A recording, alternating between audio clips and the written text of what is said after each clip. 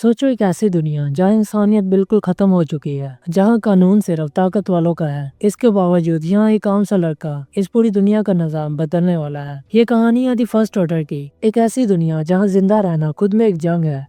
तो इस एपिसोड में हम एक तबाह हो चुकी दुनिया को देखते हैं। ये वो दुनिया है जहाँ सिविलाइजेशन टूट चुकी है, शहर तबाह हो चुके हैं और इंसान सिर्फ जिंदा रहने के लिए एक दूसरे के साथ लड़ रहे हैं। इस दुनिया में रिसोर्सेज की बहुत ज्यादा कमी है, इसलिए अगर तुम्हें यहाँ जिंदा रहना है तो तुम्हें यहाँ ताकतवर होना ही होगा। हमारी इस सीरीज का मेन कैरेक्टर रेन शाशु है, लेकिन मैं इसे रेन कहूंगा। हमारा रेन एक आम सा लड़का है, लेकिन वो होशियार है और जिंदा रहने का एक्सपर्ट भी। उसका सिर्फ एक ही रूल है, हर हाल में जिंदा रहना। तो एपिसोड की स्टार्टिंग में हम एक आदमी को देखते हैं जो काफी ज्यादा डरा हुआ था और वो एक दीवार पर लिख रहा होता है कि हमने जंगल में काफी परछाइयों को देखा, लेकिन वो फिर अचानक कहीं गायब होगी। तभी उसे जंगल की तरफ से एक आवाज सुनाई देती है, तो डरते हुए अपनी गन उठाता है और वहाँ से कहीं भाग जाता है। और फिर हम अपने मेन कैरेक्टर रेन को देखते हैं जो परिंदे का शिकार करने के लिए गांठ लगाए बैठा था। जैसे ही वो परिंदा उसके जाल में फंसता है, रेन फौरन मौके का फायदा उठाकर उस परिंदे को पकड़कर उसकी गर्दन तोड़ देता है और इसके दौरान उसे थोड़ी चोट भी लगती है। और फिर वो उस परिंदे को उठाकर वहाँ से जाने लगता है। तभी उसे एक घंटी की आवाज सुनाई देती है जिससे उसका सिर चकराने लगता है और उसे एक अजीब सी जगह नजर आती है जिससे वो बेहोश हो जाता है। जब उसकी आंख खुलती है तो वो खुद को उसी जगह पर पाता है। रेन हैरान होते हुए चारों तरफ देखता है तो उसे आगे एक टेबल पर टाइपराइटर पड़ा हुआ दिखता है। वो आगे बढ़ते हुए जैसे ही एक खाली कबर्ड को छूने की कोशिश करता है, तभी उसकी आंख खुल जाती है और वो देखता है कि ऐसी रेन हो रही है। तो वो इस परिंदे को उठाकर वहाँ से भागते हुए कहीं जाने लगता है। तभी एक आदमी सामने से आकर उसका रास्ता रोक लेता है और उसे चाकू दिखाते हुए उसका शिकार उसे देने को कहता है। तो रेन उसे मारते हुए वहाँ से जाने लगता है। तभी इस टाइपराइटर के जरिए उसे एक टास्क मिलता है कि अपना शिकार उस आदमी को दे दो। तो रेन उस आदमी के पास वापिस जाता है, जिससे वो आदमी डर जाता है और उससे माफी मांगते हुए कहता है प्लीज मुझे माफ कर दो। लेकिन रेन उसे वो परिंदा देने लगता है, जिससे वो आदमी हैरान रह जाता है और कहता है कि क्या मैं सच में इसे ले सकता हूँ। तो रेन उस परिंदे को आगे करता है। जैसे ही वो आदमी उस परिंदे को छूता है तो रेन का टास्क पूरा हो जाता है और उसे रिवार्ड के तौर पर फाउंडेशनल लर्निंग स्किल मिलती है, जिससे वो किसी की भी स्पेशल स्किल को सीख सकता है। इसलिए वो काफी खुश होता है। फिर वो उस आदमी से अपना शिकार वापस लेते हुए विलेज की तरफ जाने लगता है, जिससे वो आदमी देखता रह जाता है। फिर हम रेन के विलेज को देखते हैं जहाँ सभी विलेजर्स काफी भूखे होते हैं और वो रेन के शिकार को लालच भरी निगाहों से देखते हैं। तभी एक आदमी रेन को चाहता देख कहता है ये काफी लकी है क्योंकि इसे फैक्ट्री में काम भी नहीं करना पड़ता और इसे हर दिन शिकार मिल जाता है। जिसे सुनकर वहीं पर खड़ा दूसरा आदमी कहता है कि उसका शिकार काफी बड़ा है, मुझे नहीं लगता कि रेन और उसका बीमार भाई इसे खा पाएंगे। और वो ये कहते हुए रेन की तरफ जाता है तो रेन उसे देखता है, जिससे वो काफी गुस्सा हो जाता है। तभी वो पहला आदमी आकर उसे बताता है कि इसे पंगा मत लो, ये काफी ज्यादा खतरनाक है और पागल भी। जिसे सुनकर रेन अपने घर की तरफ जाता है। तभी रास्ते में उसकी मुलाकात शायू से होती है, जो उसकी पड़ोसी थी, जो रेन का जख्म देखने लगती है। तो रेन उसे कहता है ये तो एक छोटा सा स्क्रैच है, जिससे वो उसे कहती है कि अगर ये इन्फेक्टेड हो गया तो तुम खतरे में पड़ जाओगे। लेकिन रेन उसकी बात नहीं सुनता और वो कहता है कि मैं ठीक हूँ। तो शाओयू जल्दी से उसे अपने भाई को देखने के लिए कहती है, क्योंकि रेन का भाई पूरा दिन खांस रहा था। जिसे सुनकर रेन जल्दी से अपने भाई के पास जाता है और उसका बुखार चेक करता है तो वो ठीक होता है। तो रेन अपने भाई से कहता है कि मैंने तुम्हें कहा था ना कि ज्यादा पावर इस्तेमाल मत करना। तो रेन का भाई ली युआन उसे कहता है देखो मैं बिल्कुल ठीक हूँ और मुझे बुखार भी नहीं है। तो रेन उसके लिए खाना बनाते हुए कहता है जब दूसरे अपनी पावर्स का इस्तेमाल करते हैं तो वो पावरफुल हो जाते हैं, लेकिन जब भी तुम अपनी पावर का इस्तेमाल करते हो तुम बीमार हो जाते हो, क्योंकि तुम आम लोगों की तरह स्ट्रॉन्ग नहीं हो। और उसे कहता है कि अगर मैं टाइम पर ना आता तो तुम अपना ध्यान नहीं रखते, जिसकी वजह से तुम बीमार हो जाते हो। इसलिए मैं तुम्हें दोबारा कह रहा हूँ कि तुम सिर्फ अपना ध्यान रखो। और वो उसे उस परिंदे का सूप बना कर देता है, लेकिन ली युन पहले उसे खाने को कहता है। तो रेन कहता है कि पहले तुम खा लो, मैं बाद में खा लूंगा। जिसे सुनकर वो उसे खाने लगता है। तो रेन कहता है मुझे लगता है हम शाओयू के साथ रह सकते हैं, वो तुम्हारे बारे में काफी फिक्र करती है। जिसे सुनकर ली युन खांसने लगता है। रेन उसे कहता है मैं हमेशा दिन रात शिकार के लिए बाहर जाता हूँ और तुम अकेले रात को नहीं रह सकते। जिस पर ली युन कहता है नहीं,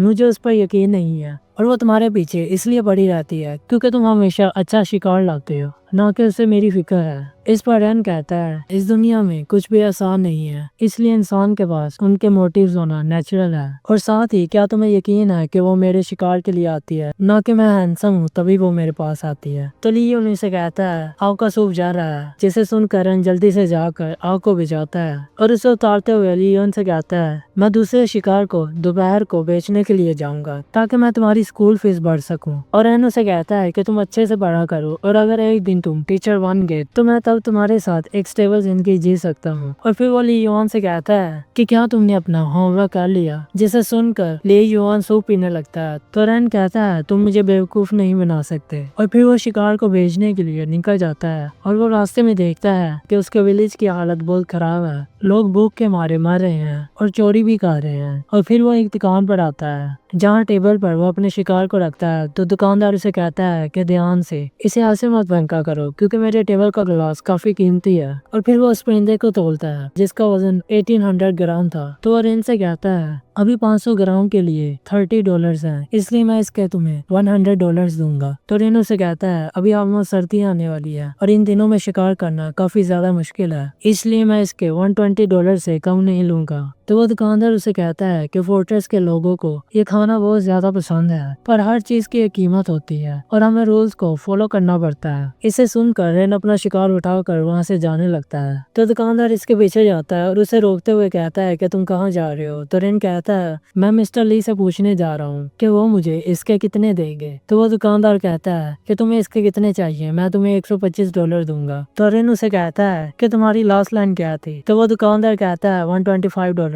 तो रेन कहता है नहीं, इससे पहले। तो वो दुकानदार रेन से पूछता है कि तुम्हें कितने चाहिए। तो रेन कहता है हाँ, अब मैं इसके $170 से कम नहीं लूंगा। तो वो दुकानदार हैरान हो जाता है और उसे कम करने का कहता है। तो रेन कहता है $169 फाइनल, इससे कम नहीं। तो वो दुकानदार उदास होते हुए रेन का ऑफर एक्सेप्ट कर लेता है। तो रेन मेडिसिन की कीमत पूछता है, जिससे वो दुकानदार खुश होते हुए कहता है कि मैं तुम्हें ये 3 पिल्स $80 की दूंगा। तो रेन कहता है रहने दो, मेरी चोट इतनी सीरियस भी नहीं है। और फिर वो लियोन के लिए जैकेट को पसंद करता है। तो वो दुकानदार उसे उस जैकेट की कीमत $70 बताता है। तभी रेन को गाड़ियों की आवाज सुनाई देती है और वो बाहर जाकर देखने लगता है। तो दुकानदार उसे बताता है ये सभी फोर्ट्रेस के लॉर्ड है और उनमें से वो आदमी लियो शिन्यू वहाँ का एक पॉपुलर सिंगर है और उसने एक टूर पे जाने का प्लान किया है, लेकिन उसके पास गाड़ी नहीं है, इसलिए वो लोग यहाँ गाइड की तलाश में आए हैं। और वो दुकानदार उसे कहता है कि क्या तुम्हें पता है कि ये लोग जिंग माउंटेन की तरफ जा रहे हैं। तो रेन शॉक हो जाता है और उसे ये पास्ट के इंसिडेंट्स याद आने लगते हैं, जहाँ वो दुकानदार रेन को कहता है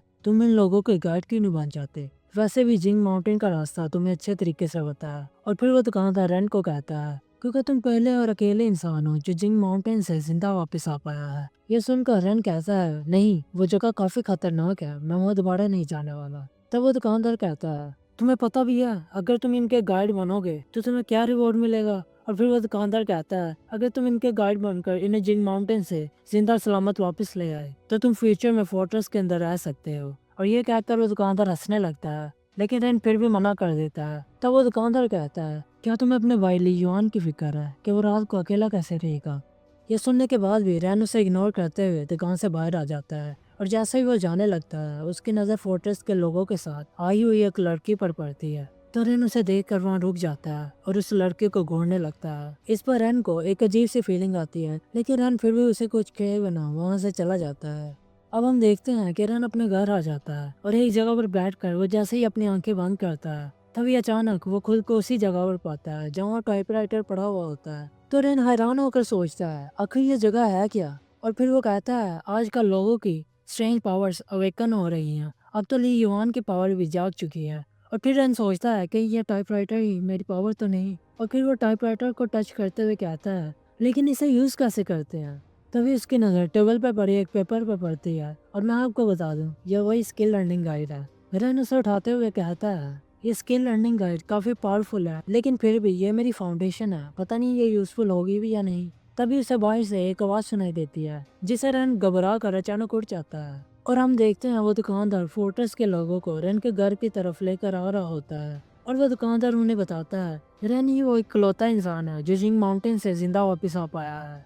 और हम देखते हैं कि शाओ यू भी चुप कर उन्हें देख रही होती है। और फिर वो दुकानदार आगे बताता है कि जंग माउंटेन में रन के ऊपर काफी बेरियों ने हमला किया था, लेकिन फिर भी वो वहाँ से जिंदा वापस आ गया है।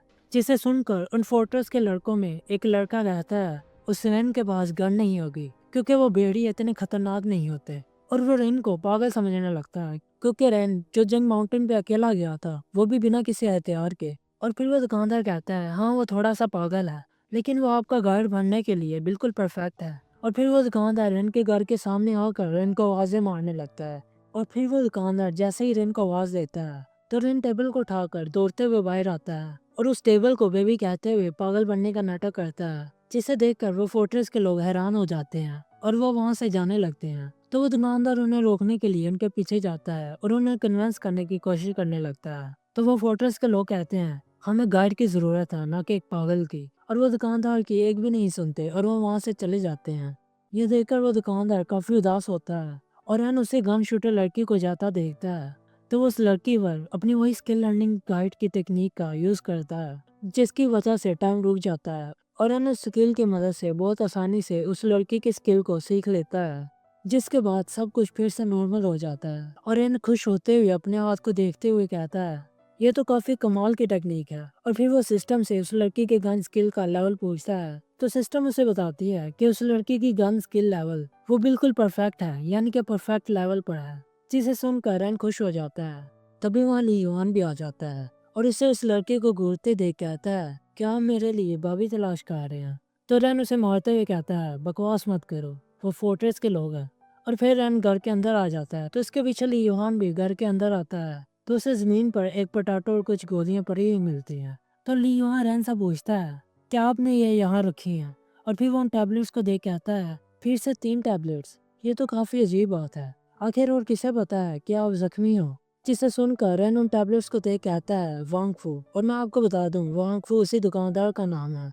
तो ली युआन कहता है ये तो इम्पॉसिबल है कि वो आपको फ्री में मेडिसिन दे। जिसे सुनकर रैन उन टैबलेट्स को देखते हुए कहता है कहीं इनको शायू ने तो यहाँ पर नहीं रखा। तो ली युआन कहता है अगर शायू को आपकी इतनी ही फिक्र है तो आप उसके बॉयफ्रेंड क्यों ना बन जाओ। जिसे सुनकर रैन कहता है वाह तुम काफी जल्दी अपने डिसीजन को बदल देते हो।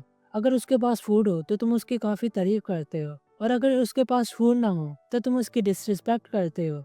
जिस पर लियोन कहता है नहीं ऐसी बात नहीं है, बस इससे मुझे ये याद आया कि जब आप पर बेड़ियों ने हमला किया था और आपकी तबीयत काफी ज्यादा खराब हो चुकी थी और उस वक्त भी कोई आपके लिए इसी तरह 3 टैबलेट्स रख कर गया था। इसका मतलब वो इंसान भी शायू थी। जिसे सुनकर रैन हैरान हो जाता है। तभी बाहर से शायू के चिल्लाने की आवाज सुनाई देती है। हम एक मोटे आदमी को देखते हैं जिसने रैन पर भी हमला करने की कोशिश की थी और वो शायू को कहता है क्योंकि तुम एक लड़की हो इसलिए तुम अपनी हिफाजत नहीं कर सकती, क्योंकि मैं अमीर हूँ इसलिए मैं तुम्हारा ध्यान रखूंगा। और वो शायू के साथ जबरदस्ती करने लगता है तो शायू डरते हुए उसे अपने हाथ छुड़ाती है और कहती है मुझे इसकी जरूरत नहीं है। जिस पर वो मोटा आदमी शायू के चेहरे पर एक जोर से थप्पड़ मारता है जिससे शायू नीचे गिर जाती है। वही वो सब वहाँ के सारे लोग वहाँ खड़े देख रहे होते हैं। तभी वो मोटा आदमी शायू को नाशुक्री कहते हुए उसके बालों से उसे पकड़ता है, जिसकी आवाज सुनकर ली युआन रैन को कहता है कि आपको शायू की मदद करनी होगी। और साथ ही रैन को उसके सिस्टम से शायू को बचाने का टास्क मिलता है। जिसे सुनकर रैन कहता है एक लड़की को बचाने के लिए मुझे किसी टास्क की जरूरत नहीं है।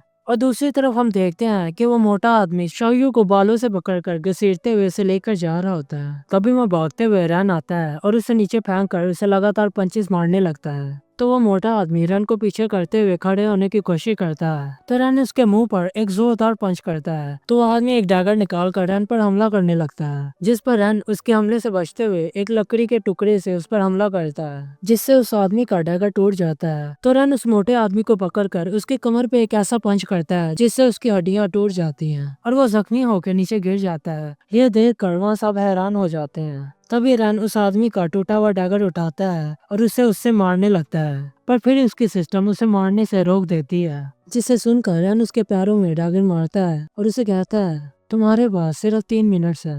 अगर तुमने इन 3 मिनट्स में क्लिनिक पहुंचकर इसका इलाज करवा लिया तो तुम बच जाओगे। जिसे सुनकर वो मोटा आदमी वहां से भागते हुए जाने लगता है और रन को अपना टास्क कंप्लीट करने पर सिस्टम उसे एक स्किल लर्निंग गाइड देती है। तभी ली युआन दौड़ते हुए रन के पास आता है। वहीं उस मोटे आदमी को देख उसका साथी कहता है, मैंने तुम्हें कहा था उससे पंगा मत लो, और वो आदमी वहां से चला जाता है। वहीं दूसरी तरफ रन जब उस लकड़ी के टुकड़े को उठाता है तो वहाँ सब लोग डर जाते हैं। तो रन उस लकड़ी को जमीन में गाड़ देता है, जिस पर वो सब डर कर वहाँ से भाग जाते हैं। तो रन शाओयू को कहता है, अगर तुम्हें फ्यूचर में कभी मदद की जरूरत हो तो बिला झिझक मुझे आके कहना, पर मैं एक बात क्लियर करना चाहता हूँ। और रन कहता है, मैं जानता हूँ कि मैं हैंडसम हूँ, पर हम कभी एक नहीं हो सकते। जिसे सुनकर शाओयू से कहती है, पर मैं तो तुम्हें अपना छोटा भाई समझती हूँ। जिसे सुनकर रन हैरान हो जाता है। वहीं शाओयू की बात सुनकर ली युआन हंसने लगता है। तभी सिस्टम की आवाज आती है और वो कहती है, क्योंकि तुम्हारे पास कोई खास वेपन नहीं है इसलिए साइड टास्क शुरू होता है। फिर हम रन को उसके स्पिरिचुअल वर्ल्ड में देखते हैं, जहाँ वो एक पेपर के ऊपर अपने पूरे किए हुए टास्क और रिवॉर्ड्स को देखकर कहता है कि मुझे यकीन नहीं हो रहा मैंने ये कर दिखाया। और अपने स्पिरिचुअल वर्ल्ड को देखते हुए कहता है, ये जगह थोड़ी अजीब है लेकिन ये गाइड्स के लिए यूजफुल है। तभी उसे सिस्टम की तरफ से एक टास्क मिलता है कि अगर तुम्हें कोई सच्चे दिल से थैंक यू कहेगा तो तुम्हें रिवॉर्ड के तौर पर गोल्ड कॉइन्स मिलेंगे।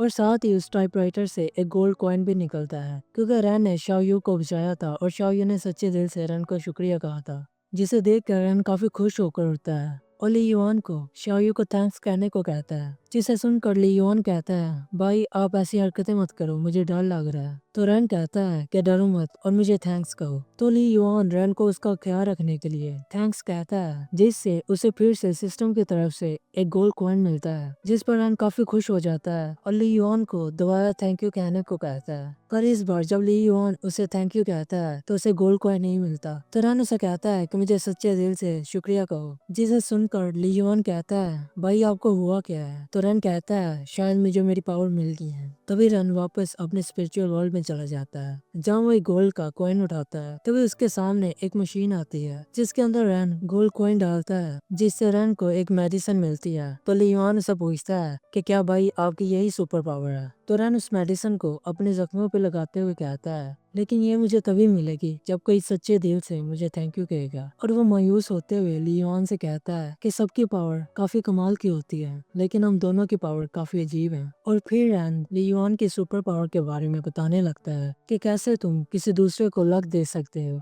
लेकिन इससे तुम्हारी खुद की तबीयत खराब होने लगती है। तभी ली युआन टूटते हुए तारों को देखता है, जिसे देखकर वो जैसे दुआ करने लगता है तो रन उसे रोक देता है। तो ली युआन रन से पूछता है कि आखिर ये शूटिंग स्टार्स इतनी जल्दी गायब क्यों हो जाते हैं? तो रन कहता है क्योंकि ये किसी की विश सुनना ही नहीं चाहते। फिर अगले दिन हम ली युआन के स्कूल को देखते हैं, जहाँ सब बच्चे खेल रहे होते हैं। तो रन ली युआन की फीस टेबल पर रखता है, जिसे देखकर उस स्कूल का एक मास्टर रन को कहता है, आखिर तुम स्कूल पढ़ने के लिए क्यों नहीं आते? तो रन कहता है, क्योंकि मैं सिर्फ किसी एक की फीस को अफोर्ड कर सकता हूँ। जिसके बाद रन उससे पूछता है कि आखिर पैंडेमिक के बाद ये बड़ी सी दीवार क्यों बनाई गई? तो वो मास्टर रन को कहते हैं, ये सब कुछ फ्यूचर में तुम्हें खुद पता चल जाएगा। और फिर वो मास्टर क्लास के बाहर बैठकर रन को पढ़ने की परमिशन दे देते हैं, जिसे सुनकर रन बहुत ज्यादा खुश हो जाता है और खुश होते हुए मास्टर को थैंक यू कहता है। और फिर अगले सीन मास्टर क्लास को सर्वाइवल के बारे में पढ़ा रहे होते हैं और फिर वो रन से पूछते हैं, अगर तुम्हारे सामने भेड़ियां आ गई तो तुम उनसे कैसे बचोगे? तभी रन को पढ़ने का टास्क मिलता है, तो वो बच्चों को भेड़ियों से बचने का आइडिया देता है। इस पर मास्टर रन को क्लास में आकर बच्चों को पढ़ाने को कहते हैं। तभी रिवॉर्ड के तौर पर उसकी पावर्स इंक्रीज होने लगती हैं। और फिर रन जैसे क्लास के अंदर आता है तो सारे बच्चे खड़े होकर रन को गुड मॉर्निंग कहते हैं, जिसे सुनकर रन को एक आइडिया आता है कि आखिर उसे सिंसियरली थैंक यू कैसे मिल सकती है। और वो उन बच्चों को उसे सिंसियरली थैंक यू कहने को कहता है। तो ली युआन कहता है ये फिर से शुरू हो गए, लेकिन जब सब बच्चे भी उसे थैंक यू कहते हैं तो उसे कोई रिवॉर्ड नहीं मिलता।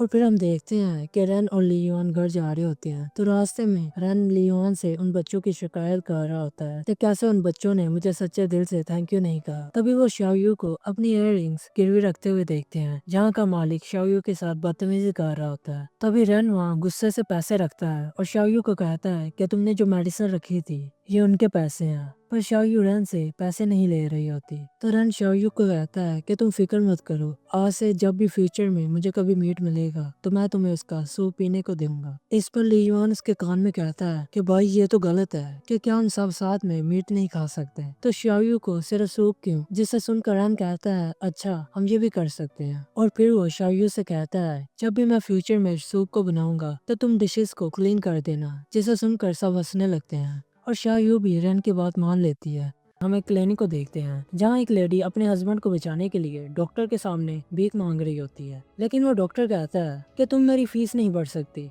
और वो ये कहते हुए वहाँ से जाने लगता है। तो वो लेडी उस डॉक्टर से भीख मांगते हुए कहती है प्लीज मेरे हस्बैंड को बचा लो, हमारी फैमिली इनके बगैर सरवाइव नहीं कर सकती। लेकिन वो डॉक्टर उसे इग्नोर करते हुए वहाँ से जाने लगता है। और फिर हम रन, ली युआन और शाओयू को देखते हैं जो वहाँ खड़े उन्हें देख रहे होते हैं। तभी वहाँ बादलों के गरजने की आवाज आती है। तो रन सबको कहता है कि एसिड रेन होने वाली है, हमें घर चलना चाहिए। वहीं ली युआन रन को कहता है या फिर आइडिया देता है कि अगर आप चाहते हो कि लोग आपको सच्चे दिल से थैंक यू कहे तो आपको डॉक्टर बन जाना चाहिए। लेकिन इसमें एक प्रॉब्लम है क्योंकि आपके पास मेडिकल स्किल नहीं है। तभी रन सोचते हुए कहता है कि मैंने फैसला कर लिया कि मैं अब डॉक्टर बनूंगा। तभी वहाँ बिजली चमकती है जिससे वो तीनों डर जाते हैं। और फिर हमें अगले दिन को दिखाया जाता है जहाँ डॉक्टर डोर ओपन कर अपने क्लिनिक से बाहर आता है। और वहीं हम रन को देखते हैं जो उस डोर के पीछे छुपा हुआ होता है। तभी रन उस डॉक्टर के ऊपर अपनी स्किल लर्निंग गाइड टेक्निक को यूज करता है जिससे वो उस डॉक्टर की मेडिकल स्किल्स को सीखने लगता है। लेकिन उसे उस डॉक्टर से काफी बेकार स्किल्स मिलती हैं जिससे रन को पता चलता है कि ये डॉक्टर फ्रॉड है। जिस पर रन को काफी गुस्सा आता है और वो उस डॉक्टर से पूछता है कि तुम्हारे पास कौन सी मेडिकल स्किल है। तभी रन के सिस्टम उसे बताती है कि इस डॉक्टर के पास कोई, जिससे रन का दिमाग खराब हो जाता है और वो उस डॉक्टर को मारने लगता है। और फिर हम शाओयू को देखते हैं जो कि खाना बना रही होती है। तभी वहाँ रन आ जाता है तो शाओयू उसे खाना खाने को कहती है। वहीं रन और ली युआन शाओयू को थैंक यू कहते हैं। तो शाओयू कहती है इसे मेंशन करने की कोई जरूरत नहीं है। और फिर वो कहती है कि मुझे नहीं पता था कि तुम दोनों की फेवरेट डिशेस कौन सी है, इसलिए तुम दोनों मुझे बताओ कि आमतौर पर डिनर में तुम दोनों क्या खाते हो। जिस पर ली युआन शाओयू को कहता है कि हम तो डिनर कभी करते ही नहीं है। जिस पर शाओयू हैरान हो जाती है। तभी रन शाओयू को कहता है कि मैंने डिसाइड किया है कि मैं एक क्लिनिक स्टार्ट करने वाला हूँ और जहाँ तुम मेरे लिए नर्स बन जाना। तो शाओयू रन से पूछती है कि क्या तुम वाकई में डॉक्टर बनना चाहते हो, तो क्या तुम्हारे पास मेडिकल स्किल्स हैं। जिस पर रन उसे कहता है कि नहीं, मेरे पास कोई मेडिकल स्किल्स तो नहीं है, लेकिन मेरे पास एक ऐसी मेडिसिन की सीक्रेट रेसिपी है जिससे मैं किसी के भी जख्मों को आसानी के साथ हील कर सकता हूँ। और फिर रन शाओयू को अपने हाथ की इंजरी को दिखाता है जो अभी तक हील हो चुकी होती है। जिस पर शाओयू रन को कहती है कि हमारे टाउन में बहुत कम लोग लड़ते हैं और अगर वो लड़ेंगे नहीं तो इंजर्ड कैसे होंगे, और अगर वो जख्मी नहीं होंगे तो हमारे पास आएंगे क्यों। जिससे रन अपनी वो टूटी हुई लकड़ी स्टाइल से बाहर निकालते हुए कहता है कि क्या मुझे उन्हें मारते हुए अपने पास लाना चाहिए। जिससे सुनकर वो दोनों हैरान हो जाते हैं। तो रन कहता है नहीं, ये सही नहीं रहेगा। और फिर हम अगले सीन में रन को देखते हैं जो अपने घर के सामने एक बोर्ड लगा रहा होता है जिस पर लिखा हुआ होता है कि हमने एक नया क्लिनिक ओपन किया है। और फिर वो ली युआन के साथ उस मेडिसिन को बनाने लगता है जिसकी स्मेल बहुत ज्यादा गंदी थी, जिसकी वजह से आसपास के लोग वहां से भागने लगते हैं। तभी वो एक आदमी को जबरदस्ती पकड़कर अपनी मेडिसिन के बारे में बताने लगता है, जिसे सुनने के बाद वो आदमी वहां से भागते हुए जाने लगता है। तो रन कहता है वहीं रुको, जिसे सुनकर वो आदमी डर जाता है। तभी रन सबको अनाउंस करके बताने लगता है कि उसने बहुत दिनों से एक सीक्रेट रेसिपी को छुपा कर रखा था, लेकिन अब मुझे लगता है कि मुझे सबको बता देना चाहिए। और फिर वो काफी ज्यादा ओवर एक्टिंग करने लगता है और फिर वो मदहोश होकर सभी को अपनी मेडिसिन के बारे में बताने लगता है। लेकिन फिर वो जब देखता है तो सभी लोग पहले ही वहाँ से भाग चुके होते हैं। तभी उसे एक आदमी दिखता है जो कि अपनी रेहड़ी को खींचते हुए वहाँ से जा रहा होता है।